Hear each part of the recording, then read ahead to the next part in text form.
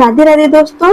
गीता के अध्याय 2 श्लोक 27 में बताया गया है, किसी प्रियजन की मृत्यु हो जाए, धन नष्ट हो जाए तो मनुष्य को शोक होता है।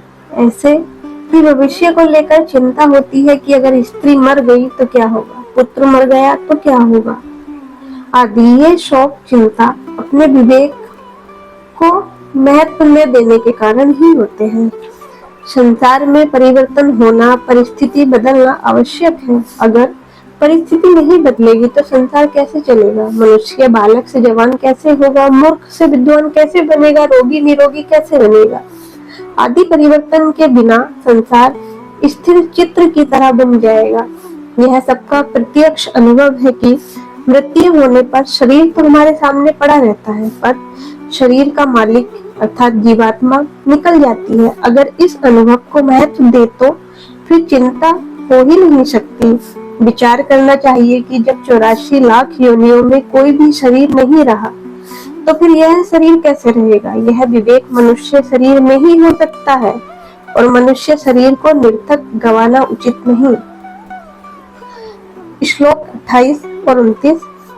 अव्यक्तादीनि भूतानि व्यक्त समाधानि भारत अव्यक्त निधान्येव तत्र का परिदेवना आश्चर्य पश्यन्ति कश्चिदेनमाश्चर्य वदति तदेव चान्यः आश्चर्यवच्चेन मन्यः शृणोति श्रुत्वा एनं वेद न चैव कश्चित्। स्थूल, सूक्ष्म व कारण, ये 3 शरीर है। अन्न जल से बना हुआ स्थूल शरीर है। यह स्थूल शरीर इंद्रियों का विषय है। इंद्रियां 5 कामेंद्रियां, 5 प्राण, मन और बुद्धि, इन 17 तत्वों से बना हुआ सूक्ष्म शरीर है। यह सूक्ष्म शरीर इंद्रियों का विषय नहीं बल्कि बुद्धि का विषय है। स्थूल शरीर अर्थात हमारा शरीर जो हम अन्न जल ग्रहण करते हैं उससे बनता है। सूक्ष्म शरीर अर्थात 5 ज्ञानेंद्रियां, 5 कामेंद्रियां, 5 प्राण, मन और बुद्धि, इनसे मिलकर बनता है और यह बुद्धि का विषय है। जो बुद्धि का भी विषय नहीं है, जिसमें प्रकृति स्वभाव रहता है, वह है कारण शरीर। स्थूल शरीर, सूक्ष्म शरीर व कारण शरीर, इन तीनों शरीरों पर विचार किया जाए तो स्थूल शरीर, सूक्ष्म शरीर प्रति क्षण बदलता रहता है। यह मेरा स्वरूप नहीं, कारण शरीर प्रकृति स्वरूप है, यह भी मेरा स्वरूप नहीं। आत्मा को वही जान सकता है जो अपने आप से ही अपने आप को जानेगा। तात्पर्य एक होता है करना, एक होता है देखना और एक होता है जानना। करने में कामेंद्रियों की, देखने में ज्ञानेंद्रियों की और जानने में श्रम की मुख्यता होती है। श्रम के द्वारा जो जानना होता है वह 2 तरह का होता है। एक तो शरीर, संसार के साथ मेरी सदा भिन्नता है, शरीर और संसार के साथ मेरी भिन्नता है, और दूसरा परमात्मा के साथ मेरी सदा अभिन्नता है। दूसरे शब्दों में कहे तो परिवर्तनशील सांसारिक नाशवान इन तत्वों के साथ मेरा किंचन मात्र भी संबंध नहीं है और अपरिवर्तनशील अविनाशी परमात्मा के साथ मेरा नित्य संबंध है।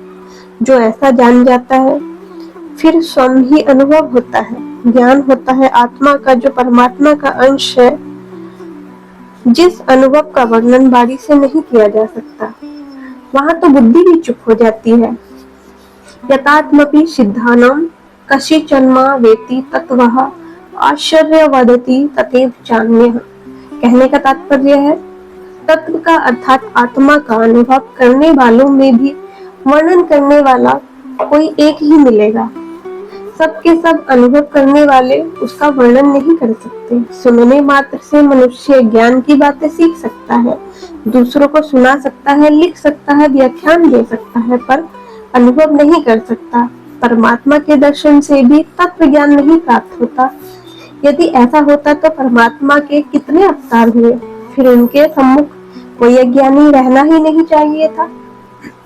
जिस प्रकार मानव को उसके कर्म करके अपने भाग्य निर्माण क्षमता प्राप्त है, भाग्य विधाता नहीं बनाता, भाग्य के रचयिता आप स्वयं हैं।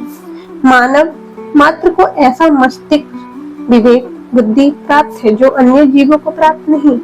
और ये मानव जीवन पाना इतना भी शीघ्र नहीं होता, 84 लाख योनियों के बाद प्राप्त होता है।